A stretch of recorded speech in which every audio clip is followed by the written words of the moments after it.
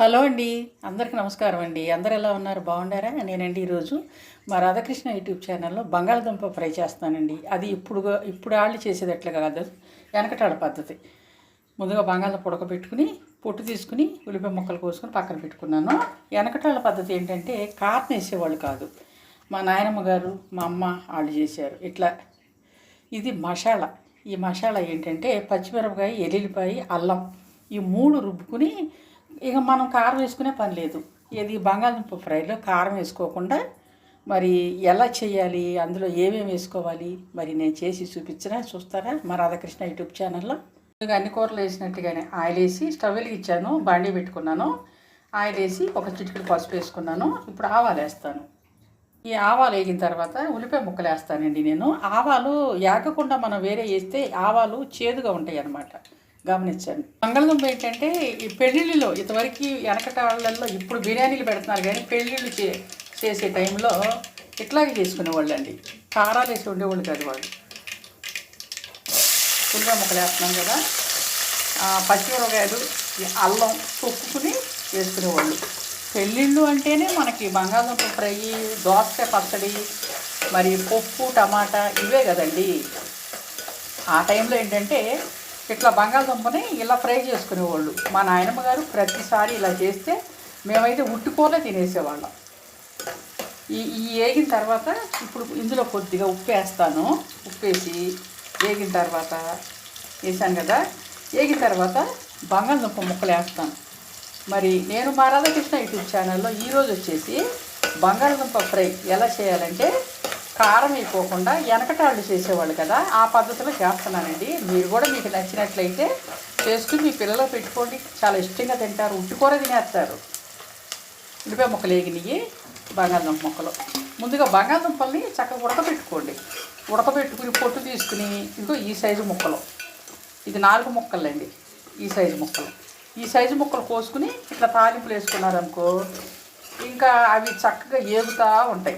ఈ ఏగినాక ఎంతోసేపు అక్కర్లేదు, ఏగవసరం లేదు. ఎందుకంటే మనం ఆల్రెడీ ఉడకబెట్టేసుకున్నాం కదా వీటిని. ఒక 2 నిమిషాలు వేగిన తర్వాత మనం రుబ్బుకుని పక్కన పెట్టుకున్నాం ఆ మసాలాని ఇందులో కలిపేసుకోవటమే.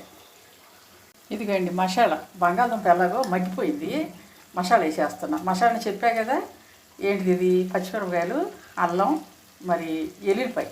మా నాయనమ్మ గారు అయితే రోట్లో రుబ్బమనేవాళ్ళు, రోట్లో దంచమనేవాళ్ళు.